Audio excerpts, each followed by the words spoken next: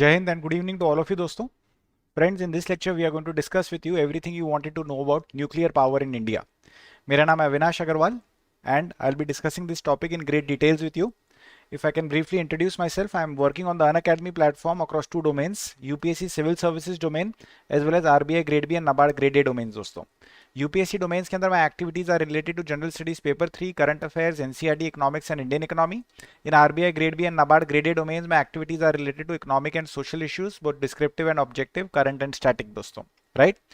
So this is a special prize week which is ongoing from 10th to 17th of November. Special price week के अंदर we have reduce the prices of combo and iconic GS courses by 10% and there is an additional 10% discount using the code Avi UPSC. So I would like to request you to make use of these codes and avail of these offers and enroll into our courses दोस्तों. Reason we are inviting you to enroll into our courses is that we have been able to produce a good number of ranks in the previous year and going ahead we hope to continue that performance, and that is what we are doing. We are providing absolutely everything under the sun that is required through a one-stop shop for civil services preparation.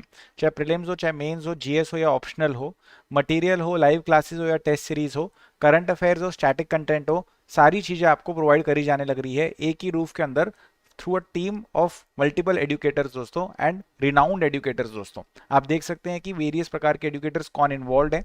हर एक course का हमने पूरा detail दे रखा है दोस्तों. 2022 batch का complete breakdown की कौन सी चीज कब पढ़ाई जाने वाले हैं, कौन से एजुकेटर क्या चीज को पढ़ाएंगे. उसी प्रकार से जो 2023 का बैच है उसका भी complete breakdown as well as की कौन से एजुकेटर्स कौन से सब्जेक्ट्स को पढ़ाने वाले हैं, that complete detail has been given. आप इन सारे एजुकेटर्स के फ्री स्पेशल क्लासेस को देख सकते हैं दोस्तों. फ्री स्पेशल क्लासेस हैं, right. Anybody and everybody can watch those free special classes and you can convince yourself that हाँ these educators are doing really well in their respective domains, and after that you must enroll using the educator code avi upsc दोस्तों. We are also having free test series for UPSC Civil Services preparation, Abhiyan test series for static questions, then there is a T20 test series for current affairs question, and there is a weekly Unacademy combat test happening on Sunday at 11 AM every Sunday दोस्तों. Right. सो ये Sunday का जो combat है वो अभी कल गया था. उम्मीद करते हैं कि आपने इसमें पार्टिसिपेट करा है. आने वाले संडे के अंदर जरूर से पार्टिसिपेट करिएगा दोस्तों. लाइव मेंटोरिंग प्लेटफॉर्म हमारा है दोस्तों. इस लाइव मेंटोरिंग प्लेटफॉर्म के through personal coaching, doubt solving, test series, daily answer writing, study booster sessions are being provided to you. We are also giving a loan at 0 processing fee and 0% interest rate for your preparation दोस्तों. Now दोस्तों, coming to the agenda of this lecture.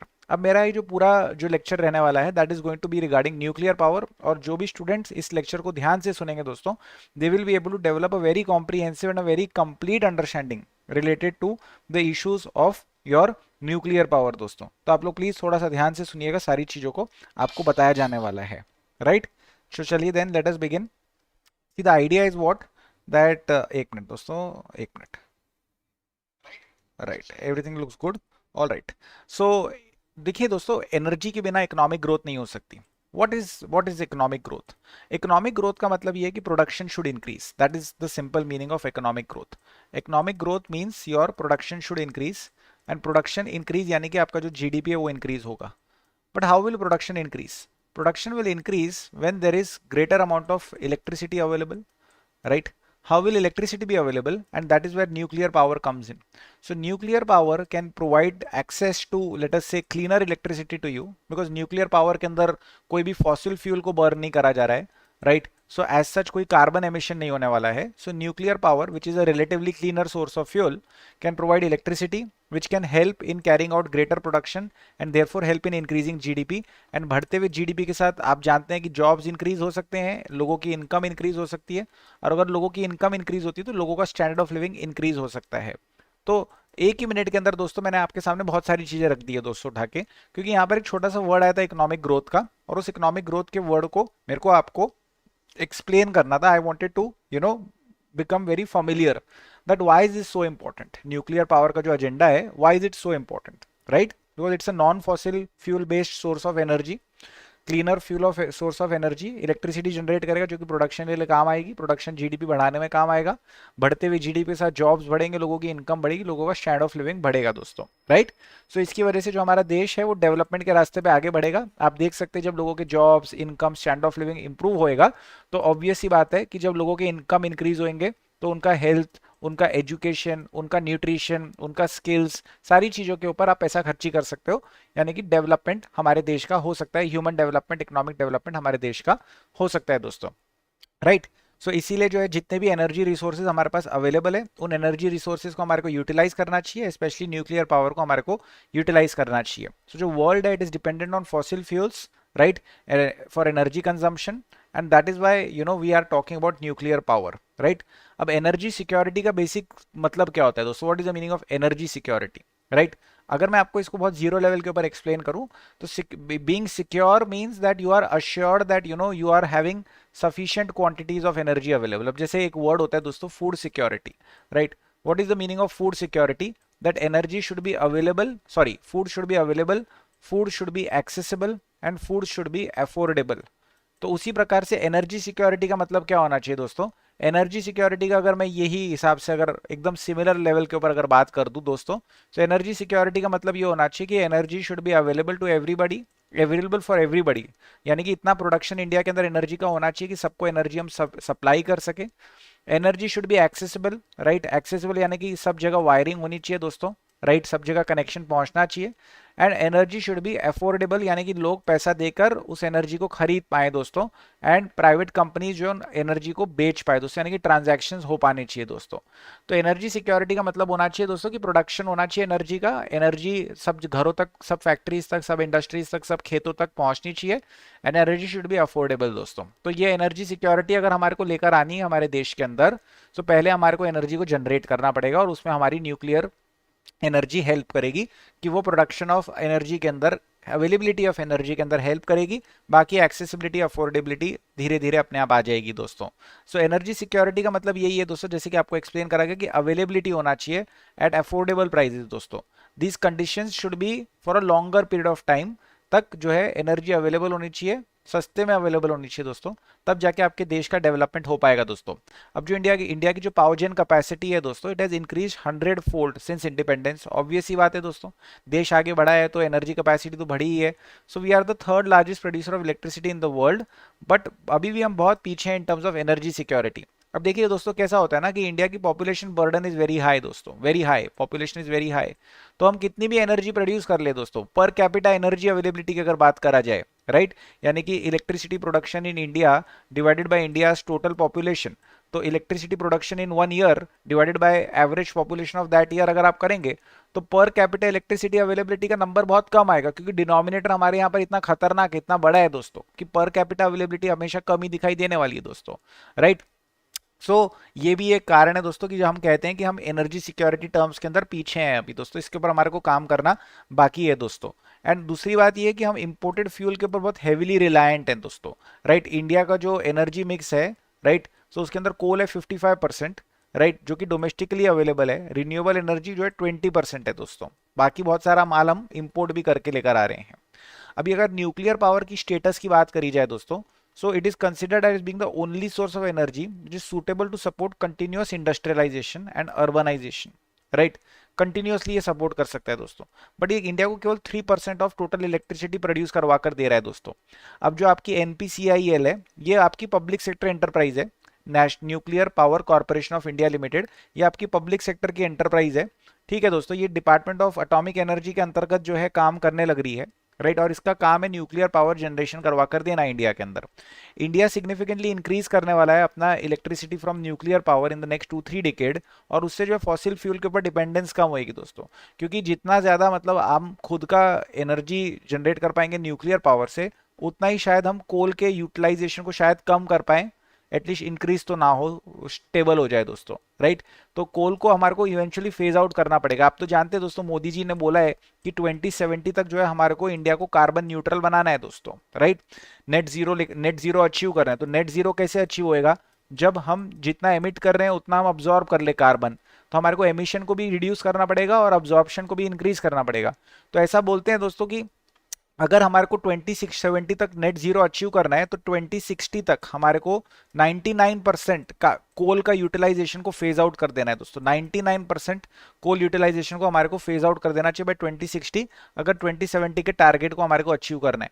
तो कोल को phase out करेंगे तो फिर energy कहां से generate करेंगे दोस्तों? तो हाँ, सन से जनरेट करेंगे, विंड से जनरेट करेंगे, बहुत अच्छी बात है, लेकिन न्यूक्लियर से भी तो जनरेट कर सकते हैं दोस्तों। तो न्यूक्लियर से भी हम एनर्जी जनरेट करेंगे, इसलिए हमारा जो इंडिया का न्यूक्लियर पावर प्रोग्राम है वो काम आएगा दोस्तों। राइट, इंडिया के पास कैसा है ना दोस्तों, अगर आपको बताऊं तो third largest reserves of thorium exist करता है, बहुत सारा थोरियम है हमारे पास, है ना, बहुत सारा बहुत सारा। ये जो thorium it can not be used as a fuel natural state के तौर पे जो है ना, जैसे ये एग्जिस्ट करता है, ऐसा नहीं कि उसको उठा के रिएक्टर में डाला और आपने एनर्जी जनरेट कर ली, वो सब आप नहीं कर पाएंगे दोस्तों। इसको क्या करना पड़ेगा, आपको कन्वर्ट करना पड़ेगा इनटू यूजेबल फिजाइल फॉर्म दोस्तों, रिएक्शंस कर करके बेसिकली इसको तैयार करना पड़ेगा। लेमैन टर्म्स के अंदर बात करूं तो इसको तैयार करना पड़ेगा कि ये न्यूक्लियर रिएक्टर के अंदर लगकर काम कर सके, है ना। तो इसके अंदर जो हमारा जो 3 स्टेज न्यूक्लियर प्रोग्राम है वो हमारा काम आएगा दोस्तों। 3 स्टेज न्यूक्लियर प्रोग्राम जो है वो हेल्प करेगा थोरियम को जो है कन्वर्ट करने के लिए इनटू यूजेबल फॉर्म दोस्तों। राइट, तो होमी बाबा, डॉक्टर होमी बाबा, उन्होंने रोड मैप बनाया था 3 स्टेज न्यूक्लियर प्रोग्राम का। Right, with the objective of utilizing country's vast reserves of thorium 232। जानते थे होमी बाबा दोस्तों, जानते थे वो कि इंडिया को आज से 100 साल बाद जो है न्यूक्लियर की बहुत ज्यादा रिक्वायरमेंट रहने वाली है। तो आज से 100 साल पहले ही उन्होंने सोचना स्टार्ट करा कि थोरियम 232 जिसके वास्ट रिजर्व्स हमारे पास एग्जिस्ट करते हैं उसको कैसे यूज करा जाए दोस्तों। तो जो 3 स्टेजेस का प्रोग्राम बनाया गया, तो 3 stages feed into each other in such a way कि जो spent fuel generated from one stage of the cycle है उसको रीप्रोसेस करके यूज करा जाएगा अगले स्टेज के अंदर टू प्रोड्यूस पावर। यानी कि एक स्टेज के अंदर मान लीजिए जो कचरा निकला, सिंपल भाषा के अंदर बात करते हैं, तो उस कचरे को धो पोंछ के साफ करके सेकंड स्टेज के अंदर यूज करा, उससे एनर्जी जनरेट करी। सेकंड स्टेज के अंदर जो कचरा निकला उससे उसको धो पोंछ के साफ करके प्रोसेस करके थर्ड स्टेज के अंदर वापस से उससे एनर्जी हमने जनरेट करवाई दोस्तों। आपको ऐसा लगेगा कि मालूम नहीं मैं क्यों ऐसा बोल रहा हूँ दोस्तों, मैं ऐसी सिस्टमैटिक तरीके से आपको चीजों को एक्सप्लेन कर रहा हूँ कि बड़ी कॉम्प्लिकेटेड प्रकार की चीजें भी आप आसानी से एक्सेप्ट कर सके। वही चीज यहाँ पर अंग्रेजी में सोफिस्टिकेटेड तरीके से भी लिखी हुई है दोस्तों कि 3 stages feed into each other। First stage is feeding into second, second stage is feeding into third. Spent fuel यानी कि कचरा, are you getting my point, कि फ्यूल को यूज कर लिया उसके बाद जो बचा उसको हम स्पेंट फ्यूल बचते हैं दोस्तों। तो स्पेंट फ्यूल को रिप्रोसेस करेंगे, अगले स्टेज में यूज करेंगे, पावर जनरेट करेंगे। अगले स्टेज के अंदर जो स्पेंट फ्यूल जनरेट हुआ उसको प्रोसेस करेंगे और थर्ड स्टेज में पावर प्रोड्यूस करेंगे। तो this kind of closed fuel cycle was designed to breed fuel and to minimise generation of nuclear waste. तो हम क्या वेस्ट नॉट वांट नॉट वाली फिलॉसफी में विश्वास रखते हैं, जितना कम वेस्ट करेंगे उतना कम रिक्वायरमेंट रहेगी। तो वेस्ट हम बिल्कुल भी नहीं करने लग रहे हैं दोस्तों। राइट, तो जो हमारा देखिए पहला वाला जो स्टेज है दोस्तों that is called pressurise heavy water reactor. दूसरा वाला जो है इंडिजीनियस फास्ट ब्रीडर रिएक्टर। और स्टेज 3 थोरियम बेस्ड रिएक्टर्स दोस्तों। तो अब स्टेज 1 के अंदर क्या होता है दोस्तों कि ये जो प्रेशराइज हैवी वाटर रिएक्टर है इसे हम यूज करेंगे to produce energy from natural uranium. Right, so जो प्रेशराइज हैवी वाटर रिएक्टर है ये प्रोड्यूस करते हैं एनर्जी, बट ये फिसाइल प्लूटोनियम भी यूज करते हैं। फिसाइल प्लूटोनियम बोले तो ऐसा प्लूटोनियम जिसको यूज करा जा सकता है न्यूक्लियर पावर प्लांट्स के अंदर टू प्रोड्यूस न्यूक्लियर एनर्जी, इसे इसलिए हम इसे कह रहे हैं ये फिसाइल प्लूटोनियम है दोस्तों। इंडिजीनियस फास्ट ब्रीडर रिएक्टर की हम बात करते हैं दोस्तों। यहाँ पर आपको क्या करना है सेकंड स्टेज के अंदर, ये इंडिजीनियस यानी कि खुद का बनाया हुआ है, हमने खुद से बनाया है दोस्तों। Fast breeder reactor technology, it is fuelled by Pu-239 यानी कि ऊपर का कचरा यानी कि प्लूटोनियम 239 जो कि स्पेंट फ्यूल है उसको यूज करेंगे to produce energy and more Pu-239 दोस्तों। जब तक सेकंड स्टेज एंड होएगा reactor would have produced more fissile material than it has consumed, इसीलिए इसको हम बोलते हैं ब्रीडर है ये दोस्तों। ब्रीडर, जैसे ब्रीडर क्या करता है कि नया पैदा करता है, वैसे ये रिएक्टर ने क्या नया पैदा करा, इस रिएक्टर ने जो है नया फ्यूल नया पैदा करा दोस्तों। और फिर आता है आपका थोरियम बेस्ड रिएक्टर दोस्तों। फाइनल स्टेजेस में हम इन्वॉल्व करेंगे यूज ऑफ Pu-239। Pu-239 कहां से मिला दोस्तों, Pu-239 यहां से मिला और फिर वो यहां से यहां पहुंचा दोस्तों। Pu-239 from second stage in combination with thorium 232 to produce energy and U-233। Right, तो थर्ड स्टेज में भी हमने क्या कर लिया, एनर्जी प्रोड्यूस कर ली और 233 यूरेनियम प्रोड्यूस कर लिया जो कि अनदर फिसाइल मटेरियल है using thorium breeder based reactors दोस्तों। अब production of U-233 from Urium-232 would complete the cycle। अब ये जो 233 would be used as fuel for the remaining part of the fuel cycle दोस्तों। तो आप देख सकते हैं दोस्तों कि बिल्कुल भी कुछ वेस्टेज नहीं है और सारी चीजें one cycle is feeding into another cycle is feeding into another cycle. इस प्रकार से इंडिया का न्यूक्लियर प्रोग्राम हमने बनवाए दोस्तों। प्रोग्राम तो बनवा दिए, अब इसका स्टेटस क्या है, कितने न्यूक्लियर प्लांट्स हमारे कहाँ एग्जिस्ट करते हैं, क्या प्रकार की हमारी कैपेसिटी है, उसके बारे में बातचीत करना जरूरी है दोस्तों, राइट। अब अगर एज ऑफ नाउ की बात करें तो 22 ऑपरेशनल रिएक्टर इंडिया के अंदर एग्जिस्ट करते हैं, जिनकी टोटल कैपेसिटी जो है 6780 मेगावाट्स है दोस्तों, 6780 मेगावाट्स। कंट्री के जो फर्स्ट 2 रिएक्टर है तारापुर महाराष्ट्र के अंदर है, वो इंपोर्टेड प्रकार के रिएक्टर थे। 220 megawatt pressurise heavy water reactor Kalpakkam Tamil Nadu is the first complete indigenous nuclear power plant दोस्तों। इसको आपको याद रखना है दोस्तों कि जो 220 मेगावाट का PHWR कलपक्कम तमिलनाडु पे, वो इंडिया का पहला completely indigenous nuclear power plant है। 83-85 के अंदर इसे हमने स्टार्ट करवा दिए थे। 1990s तक साइंटिस्ट इंजीनियर जो है रेडी थे कि वो 220 मेगावाट्स को अपग्रेड कर सकते हैं। Two reactors of 540 megawatts were commission at Tarapur in 2005 and 2006। तो धीरे धीरे जैसे जैसे हमारी कैपेसिटी डेवलप हुई, कैपेसिटी बिल्डिंग हुई, तो उसको हमने यूज करा, हमारी एनर्जी, हमारी टेक्नोलॉजी, हमारी इंजीनियरिंग सबको हमने यूज करा और बड़े रिएक्टर्स बनाए दोस्तों, राइट। फिर हमारी जो कॉर्पोरेशन उसने डिसाइड करा कि हम एडवांटेज उठाएंगे economies of scale and volume का, और 700 मेगावाट कैपेसिटी का रिएक्टर को खड़ा करेंगे दोस्तों by standardising this design for fleet construction दोस्तों। फ्लीट कंस्ट्रक्शन बोले तो कि अब रिएक्टर आफ्टर रिएक्टर हम लोग 700 मेगावाट का बनाने की ताकत रखेंगे दोस्तों। तो जो Kakrapar unit 3 first reactor 700 megawatt series के अंदर जुलाई 2020 के अंदर कमीशन करें, टेस्ट कर रहे हैं दोस्तों, कमर्शियल प्रोडक्शन स्टार्ट करवाएंगे दोस्तों। 10 न्यूक्लियर पावर रिएक्टर बनने लग रहे हैं, टोटल कैपेसिटी 8000 मेगावाट की जो है अंडर कंस्ट्रक्शन है दोस्तों। तो आप समझ सकते हैं कि 6780 तो चल रहा है, 8000 और बनाने वाले हैं। उसके अलावा गवर्नमेंट ने एडमिनिस्ट्रेटिव अप्रूवल दिया है दोस्तों कि 10 indigenous pressurise heavy water reactor 700 megawatt each के सेटअप करना है फ्लीट मोड के अंदर, one after the other production निकलते जाना चाहिए, रुकना नहीं है दोस्तों, राइट। और ये सब करके हमारी कैपेसिटी जो है 22480 मेगावाट्स हो जाएगी बाय द ईयर 2031, यानी कि आप देख सकते हैं कि नियरली 3 टाइम्स एटलीस्ट आप बोलिए 3 टाइम्स हमारी जो है कैपेसिटी बढ़ने वाली है। और ये तो दोस्तों अभी तक की बात है, अगर मोदी जी ने 1-2 साल के अंदर कुछ नया बड़ा धमाका अनाउंसमेंट कर दिए दोस्तों, जिसकी वजह से ऐसा होगा कि डबल करना है, 22,000 ने हमारे को 45,000 अचीव करना है, तो शायद हम वो भी अचीव करने के ऊपर जो है काम करना स्टार्ट कर देंगे दोस्तों। तो अभी अगर आपको कोई पूछे कि what is the relevance of nuclear power, तो अभी तो आपको समझ में आ चुका है कि देखिए relevance of nuclear power multiple है, कि इंडिया की इलेक्ट्रिसिटी नीड है जो कि ग्रोथ और डेवलपमेंट के लिए इंपॉर्टेंट है, इंडिया को मूव अवे करना है फॉसिल फ्यूल से जो कि क्लाइमेट चेंज सस्टेनेबिलिटी के हिसाब से इंपॉर्टेंट है, इंडिया के पास थोरियम बेस्ड रिसोर्सेज अवेलेबल है, इंजीनियरिंग टेक्नोलॉजी अवेलेबल है, राइट, हमारे पास जो है दुनिया का कोऑपरेशन अवेलेबल है। तो it is very very relevant, nuclear power is very very relevant for the growth of Indian economy, for human development, for sustainable development, for energy security, for availability, affordability and accessibility of electricity, हर प्रकार से। और most importantly कि local resource हमारे पास है, तो imported item के ऊपर डिपेंडेंस हमारे को कम करनी है, इंपोर्ट के ऊपर डिपेंडेंस कम करनी है, तो न्यूक्लियर पावर इंपॉर्टेंट है। ये सारी बातें तो आपको मेरे डिस्कशन के अंदर से ही समझ में आ चुकी है दोस्तों, राइट। तो कई बार जब क्वेश्चन उठाए जाते हैं कि इंडिया न्यूक्लियर पावर में इन्वेस्टमेंट क्यों कर रहा है दोस्तों, राइट, जब ऑलरेडी रिन्यूएबल एनर्जी डेवलप कर रहा है, राइट, तो उसका रैशनल ये है कि we want to reduce Indian imports. 63% of total energy from thermal resources है, 55% is from coal, rest from gas है, गैस इंपोर्टेड है दोस्तों, गैस हमारे पास नहीं है, तो इंपोर्ट को हमारे को रिड्यूस करना है। तो worrisome aspect of this configuration ये है दोस्तों कि इंडिया इंपोर्ट कर रहा है significant part of fossil fuels, right.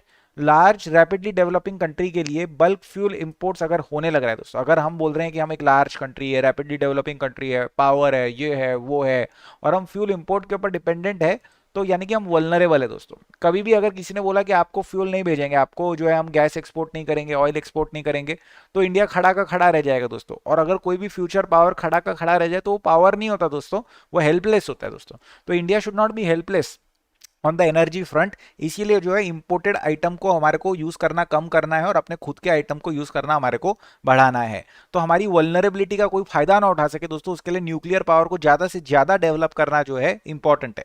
लेकिन ज्यादा से ज्यादा डेवलप करने का मतलब ये नहीं है दोस्तों कि सेफ्टी और सेफ गार्ड्स को जो है खिड़की के बाहर फेंक के काम करना है, बिल्कुल भी ऐसा नहीं करना है। Highest standards of safety and safe guards को डिप्लॉय करते दौरान हमारे को न्यूक्लियर पावर इन इंडिया को लेकर आना है दोस्तों, राइट। उसका दूसरा रीजन ये भी है न्यूक्लियर पावर का कि इसका कार्बन फुटप्रिंट लो है दोस्तों। Large scale of use of coal, आप जानते हैं दोस्तों, उसकी वजह से क्लाइमेट चेंज, ग्लोबल वार्मिंग होने वाली है, critical issues such as air pollution होने वाले हैं दोस्तों। ग्रोइंग इंडियन इकोनॉमी है, अगर वो रिलायंट ऑन कोल है दोस्तों, तो कार्बन एमिशन बढ़ेंगे। और अभी हमने तो प्रॉमिस करके आ गए हैं दोस्तों कि 2030 तक दोस्तों, 2030 तक इंडिया क्या करने वाला है कि एज ऑफ नाउ जो भी हमारा कार्बन एमिशन है उससे 1 billion tonne less carbon emission हम लोग एमिट करने वाले 2030 के अंदर, हम प्रॉमिस करके आ चुके हैं। यानी कि हमने एब्सोल्यूट रिडक्शन के टारगेट एक्सेप्ट कर दिया दोस्तों कि 1 billion tonne India less carbon emit करेगा। उसके अलावा आप तो जानते ही हैं दोस्तों, हमने COP26 का जो भी पिछले टाइम डिस्कशन करे थे उसमें हमने आपको सिखाए थे कि इंडिया ने जो है एमिशन इंटेंसिटी के भी टारगेट रख रखे हैं दोस्तों, कि emission intensity of India GDP, right, that will be reduce to 45%, reduce by 45% दोस्तों, राइट। इसका मतलब क्या होता है, ये मैंने आपको पिछले लेक्चर के अंदर बताया, तो मैं अभी रिपीट करके बोर नहीं करूंगा आपको दोस्तों। तो ये emission intensity of GDP reduce कैसे होगा, राइट, जब आप प्रोडक्शन करते दौरान एमिशन नहीं करेंगे। प्रोडक्शन करते दौरान आप एमिशन कब नहीं करेंगे, जब आपके पास क्लीनर सोर्सेज ऑफ एनर्जी होंगे। क्लीनर सोर्सेज ऑफ एनर्जी बोले तो क्या, क्लीनर सोर्सेज ऑफ एनर्जी बोले तो nuclear, one of the, right. उसके अलावा जो अगर हमारे को रिड्यूस करना है एमिशन, एब्सोल्यूट एमिशन रिड्यूस करना है 1 बिलियन टन, तो उसके लिए हमारे को स्टेप्स लेने पड़ेंगे दोस्तों। तो ये सारी चीजें करके क्या होगा ना दोस्तों, कि हमारा जो एनवायरमेंटल और हेल्थ इंपैक्ट है वो पॉजिटिव रहेगा, और न्यूक्लियर एनर्जी एक ऑल्टरनेटिव प्रोवाइड करता है for coal based energy resources दोस्तों। But of course, and there are also limitations of other renewable resources जो आपके न्यूक्लियर है उसके अंदर अवेलेबल नहीं है दोस्तों। अब जैसे solar and wind generation land intensive है दोस्तों, बहुत बड़ा लैंड एरिया को आपको जो है सोलार पैनल या फिर विंड मिल से जो है आपको कवर करना पड़ेगा, तब जाकर वो आपको एनर्जी जनरेट करके देगा दोस्तों। अब ऐसा न्यूक्लियर के अंदर कोई झमेला नहीं है। न्यूक्लियर के अंदर आपका प्लांट चुपचाप से साइड में खड़ा रहेगा और 700 800 1000 मेगावाट आपको बनाकर देता रहेगा, देता रहेगा, देता रहेगा, देता रहेगा। लैंड एक्विजिशन का भी झंझट नहीं है, कोई फार्मर्स के, ट्राइबल्स के या किसी भी कम्युनिटी के आगे जाके आपको हाथ पैर जोड़ने की जरूरत नहीं है कि लैंड दे दो, लैंड दे दो, लैंड दे दो, लैंड दे दो। आप आराम से काम कर सकते हो दोस्तों। सेकेंडली, न्यूक्लियर पावर प्लांट जो है वो इंडिजीनियस बन चुके हैं, यानी कि हमने जो है टेक्नोलॉजी डेवलप खुद ब खुद कर ली है दोस्तों। लेकिन आज भी सोलार प्लांट बनाने के अंदर इंपोर्टेड टेक्नोलॉजी यूज करनी पड़ती है, इंपोर्टेड मटेरियल यूज करना पड़ता है, सब इंपोर्टेड चीजें यूज करनी पड़ती है दोस्तों कई बार, राइट। तो ये भी एक छोटा सा लिमिटेशन है। मतलब इसका मतलब ये नहीं है कि मैं बोल रहा हूँ कि सोलार डेवलप मत करवाओ, इसका मतलब ये नहीं है कि सोलार को बंद कर दो पूरा और न्यूक्लियर को चालू कर दो पूरा, मैं ऐसा कुछ नहीं कह रहा हूँ। बट रिलेटिवली अगर बात करा जाए तो न्यूक्लियर के अंदर झंझट कम है कुछ एरियाज के अंदर, right. Of course safety concerns nuclear में बहुत ज्यादा है और सोलार के अंदर ऑलमोस्ट जीरो है। ये पॉइंट भी आगे आने वाला है, नो डाउट अबाउट दैट। लेकिन अगर बात करा जाए कि सोलार विंड के अंदर लैंड इंटेंसिव एप्लीकेशन बहुत ज़्यादा है, लैंड की रिक्वायरमेंट बहुत ज़्यादा है, इंपोर्टेड टेक्नोलॉजी की रिक्वायरमेंट बहुत ज़्यादा है, राइट। एनर्जी स्टोरेज सिस्टम्स बनाने पड़ेंगे, राइट, क्योंकि सोलार एनर्जी, विंड एनर्जी जब जनरेट होती है तो उसको स्टोर करके रखना पड़ेगा।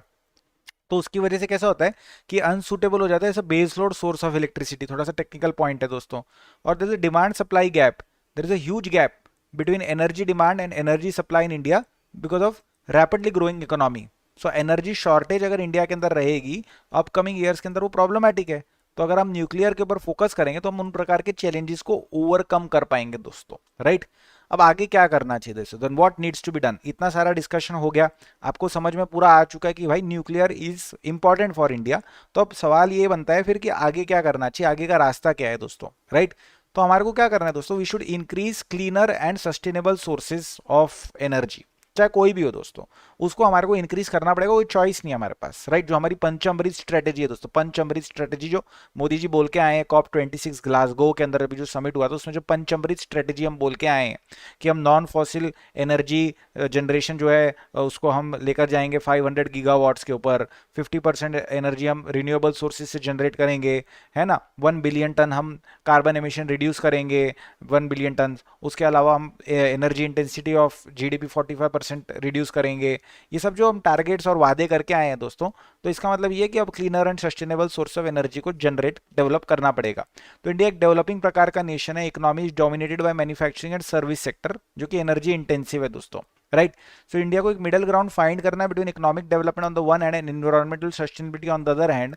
और उसके लिए हमारे को जो हमारा एनर्जी मिक्स है उसको क्लीन अप करना पड़ेगा। मतलब हमारे एनर्जी मिक्स के अंदर जो गैस का रिक्वायरमेंट है उसको रिड्यूस करना पड़ेगा, जो कोल का यूटिलाइजेशन है उसको हमारे को रिड्यूस करना पड़ेगा, और अन्य चीजों का यूटिलाइजेशन हमारे को इंक्रीज करना पड़ेगा दोस्तों। तो उसी के अंदर न्यूक्लियर पावर एक वायबल ऑप्शन के तौर के ऊपर इमर्ज होकर आता है दोस्तों। इंडिया को रिलायबल पावर सप्लाईज चाहिए दोस्तों, राइट। 1/3 ऑफ इंडिया पॉपुलेशन जो है अभी भी कनेक्टेड नहीं है दोस्तों टू कंट्रीज इलेक्ट्रिसिटी ग्रिड। जैसे कि मैंने आपको स्टार्टिंग के अंदर बोला कि व्हाट इज एनर्जी सिक्योरिटी का मतलब। सो एनर्जी सिक्योरिटी मतलब energy should be available, it should be accessible and it should be affordable दोस्तों। तो अगर कनेक्टेड ही नहीं है तो एक्सेसिबल तो है ही नहीं ना हम लोग, तो एक्सेसिबिलिटी लानी है तो ग्रिड कनेक्टिविटी लेकर आनी है, राइट। तो ग्रिड कनेक्टिविटी को न्यूक्लियर पावर सपोर्ट कर सकता है दोस्तों। न्यूक्लियर पावर रहेगा तो ग्रिड कनेक्टिविटी जैसे ही आ जाएगी तो वैसे इलेक्ट्रिसिटी जानी शुरू हो जाएगी दोस्तों, right. India should include all available energy resources. 2018-19 की अगर बात करा जाए तो इंडिया का पर capita electricity consumption was 1181 kilowatt hours दोस्तों, राइट। अब मैं आपको ये तो चिल्ला चिल्ला के बोल रहा हूँ दोस्तों, राइट। पर कैपिटा इलेक्ट्रिसिटी कंजम्पशन इंडिया में कम है, और इसका मैंने आपको फॉर्मूला भी बताया था कि what is the electricity consumed पर पर्सन पर एनम, पर पर्सन पर एनम अगर आप निकाला जाएगा तो आप कैसा निकालेंगे, वो आप निकालेंगे कि कितना इलेक्ट्रिसिटी प्रोड्यूस हुआ है divided by what is the total population. तो आपको इलेक्ट्रिसिटी कंजम्पशन पर पर्सन पर एनम मालूम पड़ जाएगा। तो बहुत कम है, आप देख सकते हैं कनाडा, यूएस, चाइना के अंदर बहुत ज्यादा है। तो चलिए कनाडा यूएस को छोड़ दीजिए, चाइना हमारे से ऑलमोस्ट 3 गुना आगे है, राइट। तो हमारे को अपने आप से क्या ना, बार बार में हम अपने आप को चाइना से कंपेयर करते हैं, तो वहां पर इतना ज्यादा एनर्जी प्रोड्यूस होने लग रहा है, तो वहां पर लोग कंज्यूम कर रहे हैं एनर्जी, तो वहां के लोगों का स्टैंडर्ड ऑफ लिविंग बेटर है ना हमारे से, राइट। तो हमारे को अपना इंप्रूव करना पड़ेगा। तो इसके लिए इंडिया को क्या करना पड़ेगा, इलेक्ट्रिसिटी प्रोडक्शन को स्केल अप करना पड़ेगा, तब जाके क्वालिटी ऑफ लाइफ आएगा। और इसके लिए जो है एवरी अवेलेबल एनर्जी रिसोर्स को हमारे को यूज करना है, खासकर जब वो इंडिजीनियस है तो उसको बहुत ज्यादा यूज करना है। एंड थोरियम आप जानते हैं पूरा पूरा इंडिजीनियस है, तो उसको बहुत ज्यादा ज्यादा ज्यादा ज्यादा यूज करना है दोस्तों, राइट। सो आपको ओवरऑल अगर सारी चीजों को रैप अप करके मैं दे दूं, so what is the need of exploiting nuclear power, कि इंडिया के पास थोरियम एंड यूरेनियम के रिजर्व्स है, वास्ट रिजर्व्स ऑफ थोरियम है, जो कि इंडिया की न्यूक्लियर एनर्जी को फ्यूल कर सकते हैं, राइट। 3,60,000 टन हमारे पास थोरियम है, 70,000 टन यूरेनियम है। कंट्री का जो थोरियम रिजर्व है 25% ऑफ ग्लोबल रिजर्व है, इसको पड़े पड़े वेस्ट नहीं करना है, इसको यूज करना है, इसीलिए न्यूक्लियर इंपॉर्टेंट है। इंडिया एक एनर्जी पुअर कंट्री है, ऑल्दो हम थर्ड लार्जेस्ट प्रोड्यूसर है। 20% ऑफ द पॉपुलेशन जो है स्वदेश टाइप की पिक्चर देख रही है दोस्तों, इलेक्ट्रिसिटी उनको आ नहीं रही है, राइट। पर कैपिटा इलेक्ट्रिसिटी कंजम्पशन बहुत कम है दोस्तों, which is half of the world average, और एडवांस कंट्रीज के बहुत पीछे, राइट। शॉर्टेजेस हो जाते हैं दोस्तों आज भी एनर्जी के, राइट। और कई कई स्टेट्स के अंदर, कई डिस्ट्रिक्ट्स के अंदर रेगुलर बेसिस के ऊपर जो है लोड शेडिंग करी जाती है दोस्तों, लोड शेडिंग। जैसे मैं मुंबई में रहता हूं दोस्तों, तो मैं आपको गारंटी के साथ बता सकता हूं कि मुंबई को इलेक्ट्रिसिटी देने के लिए आजू बाजू वाले इलाकों के अंदर इलेक्ट्रिसिटी गुल हो जाती है दोस्तों। Are you getting my point? वहां पर लोड शेडिंग होती है तो मुंबई के अंदर अनइंटरप्टेड सप्लाई ऑफ इलेक्ट्रिसिटी आती है। लेकिन ये कब तक चलेगा दोस्तों? ऐसा नहीं चलना चाहिए, ऐसा नहीं होना चाहिए। इसीलिए जो है एनर्जी सिक्योरिटी लाने के लिए, एनर्जी अवेलेबिलिटी लाने के लिए न्यूक्लियर इंपॉर्टेंट है दोस्तों। एनर्जी डिमांड, न्यूक्लियर एनर्जी जो है बहुत इंपॉर्टेंट है दोस्तों, क्रिटिकल पार्ट है इंडिया के फ्यूचर का। India's annual energy demand is expected to rise to 800 gigawatts by 2032।